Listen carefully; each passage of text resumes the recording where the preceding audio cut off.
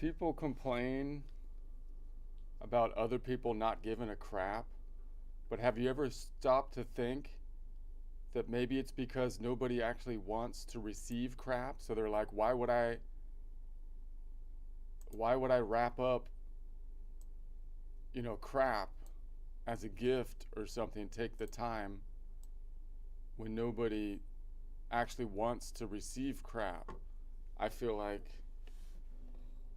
okay, I don't know.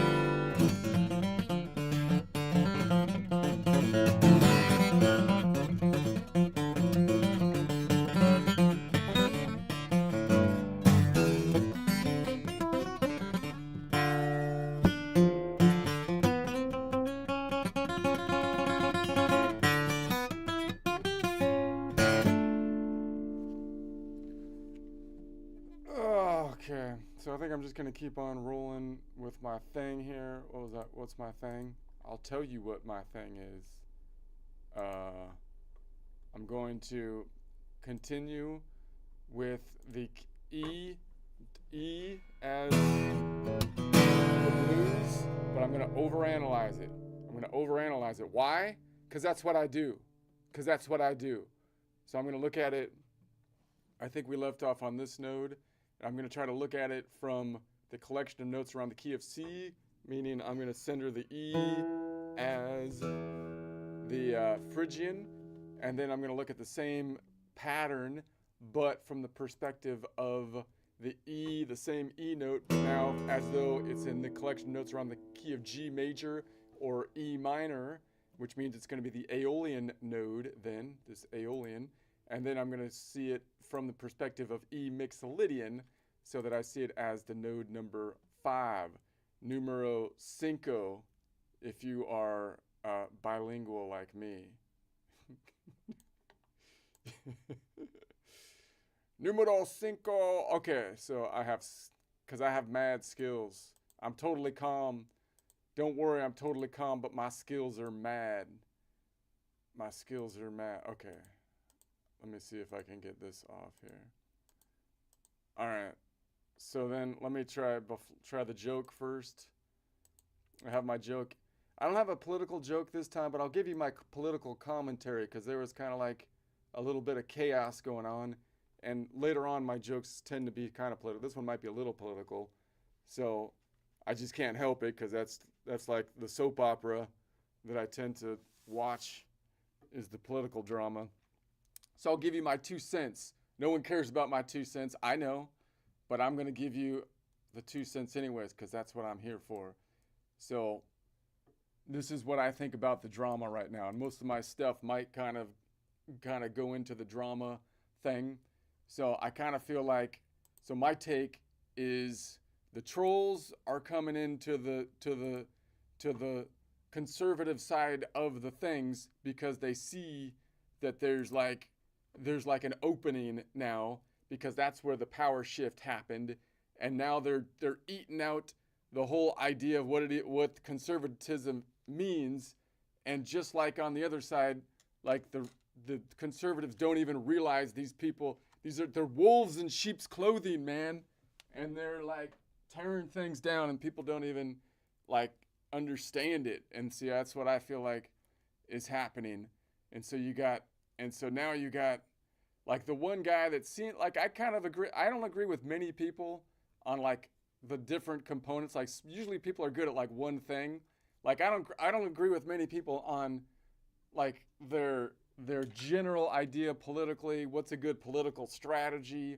What's the good world strategy? And meaning how interactive should we as Americans be on the world stage? What's it mean to be an American definitionally?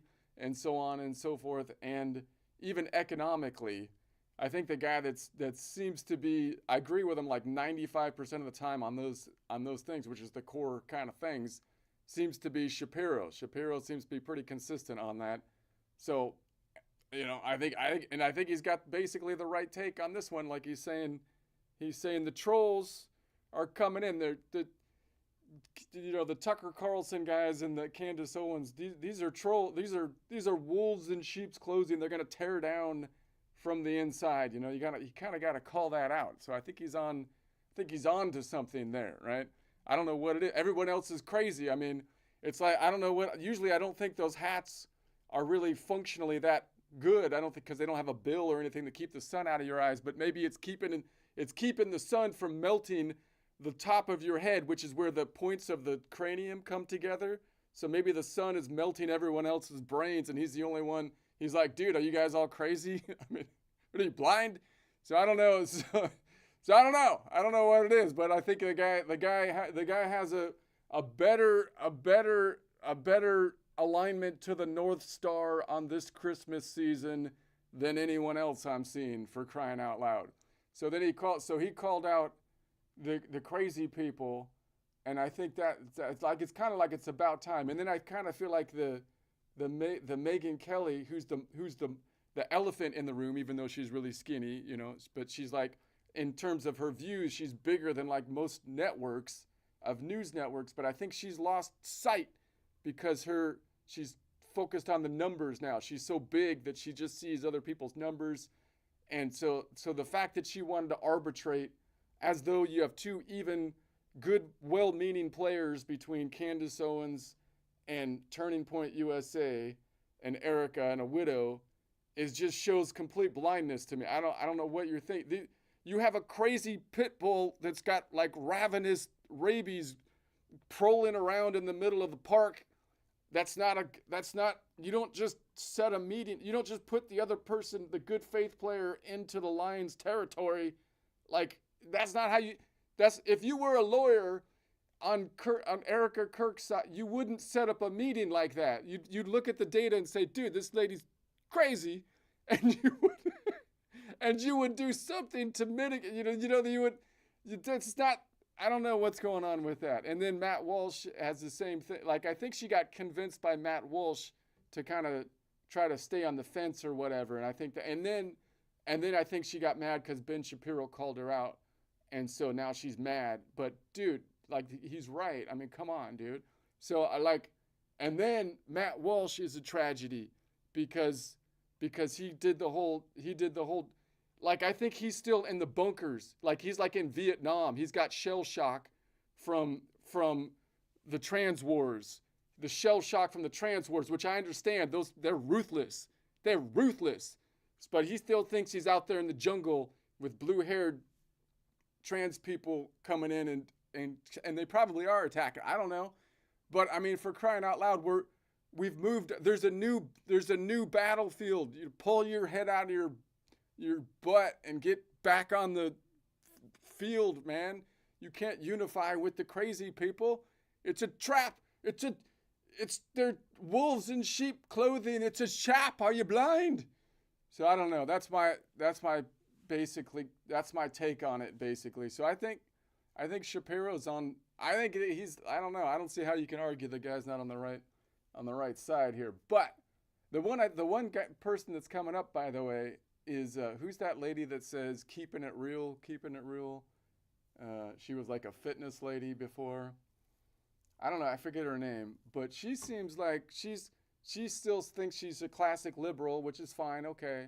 But she seems pretty honest. So I think I think there's going to be churn in these big influencers, right? They think they're stable, but I don't think they are because if there's competition, they're going to churn. Like, their numbers aren't going to keep them forever. I don't know. That's my prediction on it. So there's my 2 cents. So anyways, I don't think this is a political one. Let's see what I got here. I feel like doing business with the government goes something like this. So I say, draw their fire, government, as the taxpayer, and draw their fire away from the innocent people. And they're like, I did draw their fire, the bureaucratic government people. This is why you don't like big government. Again, he's pretty on track with the big government. No, like, you try to streamline it because this is what you get. You get these bureaucrats. They're all smug and they don't know what the heck they're talking about and they don't care about nothing. And then they show me a picture and they're like, see, that's you and that's their fire. And I drew their fire as it was shot at you, and it's like literally me getting shot by a guy in a keffiyeh, for crying out loud. That's not what I meant by draw their fire, you bureaucratic idiot. And then they go actually, I did extra work. I didn't just draw their fire. I did extra work. They show me another drawing and see this one. That's them gathering around a prehistoric cave fire, cooking what used to be your lunch. And I drew their fire again. I drew their fire double time. You owe me double time pay now. I spent a lot of time on the flames drawing their fire on that one. The detail, the shading, for crying out loud. I had to work overtime to really draw their fire, So then they hand me a bill.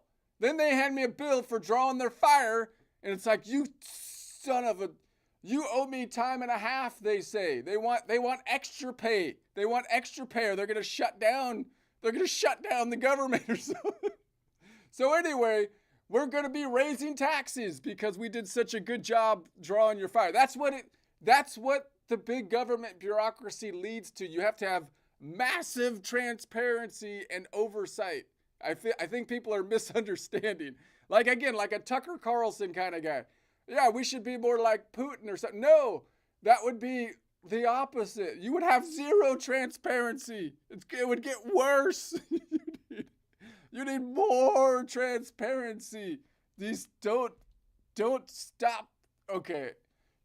Keep swinging at these people, Shapiro. They're on the ropes. They're on the ropes. Anyway. Let's see. I wrote a song about it. Let's see what we got here. I've never heard it yet. We'll see what, this is my first impression.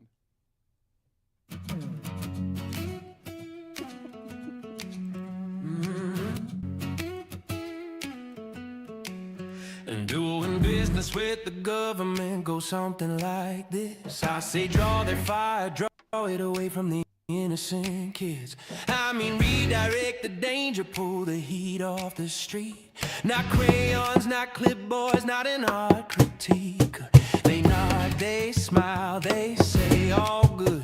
Then they turn around like I misunderstood. They say we drew their fire, yeah, we drew it real clear. Point to a picture like, see, that's you and that's their fire right here. I'm dodging bullets in the sketch they made. Mission accomplished, apparently paid. Oh.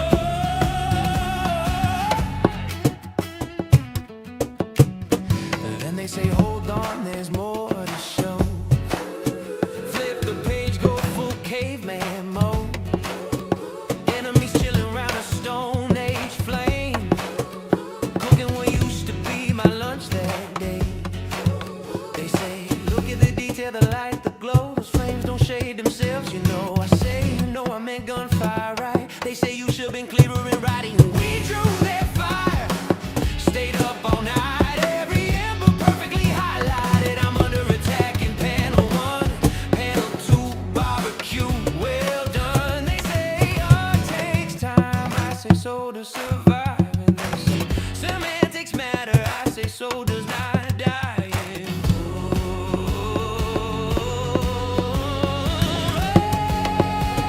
Oh, they say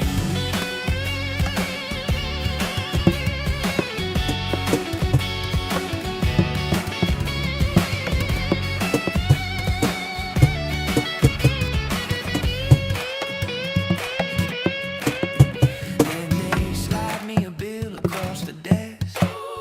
Say overtime pay, time and a half. So anyway, just one last thing before you go. We're raising your taxes.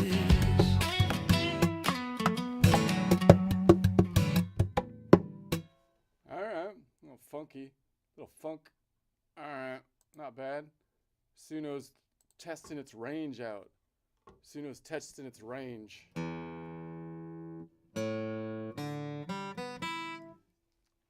right. I don't even tell it what to do anymore. I'm just like, Suno, there's the script. You take it away. You've learned you're ready now to just do whatever you think's in your circuits.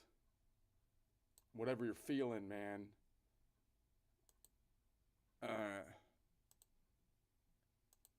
The Tucker Carlson and Candace Owens they don't have a circumcised heart. You can tell they don't have they still got the foreskin. And we're not going to let that slide, man. We're not going to let that slide, not with our women. Sorry, I had to try to do a foreskin joke. Anyway. Shapiro's going towards the North Star more than most people on the political thing, I feel like. I mean,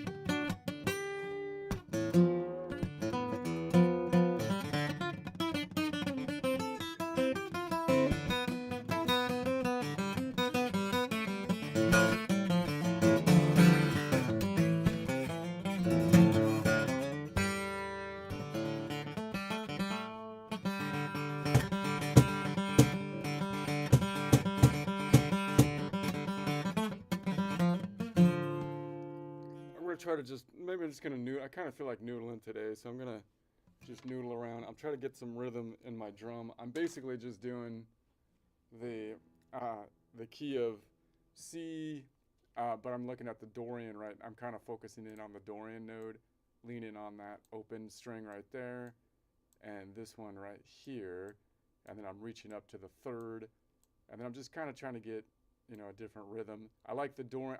I would go to the D minor, but I kind of like this thing on the Dorian where you have this little bit, right? Boom, boom, boom, to reach up to this, like kind of, it's like a Dorian minor, but it's got this weird tritone in it, which is funny.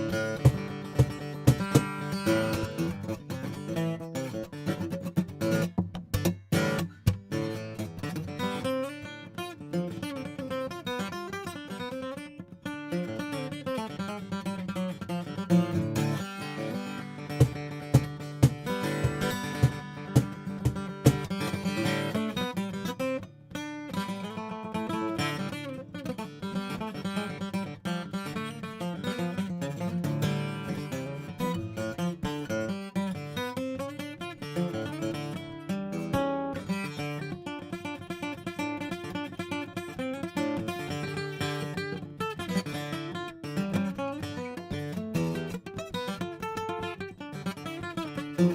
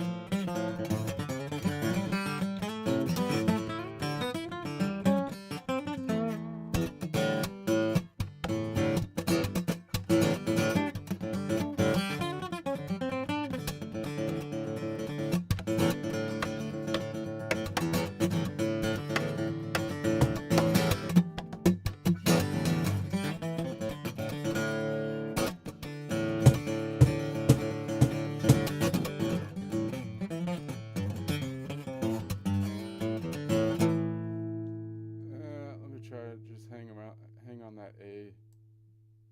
See if I can get a. Try to brag that up a little.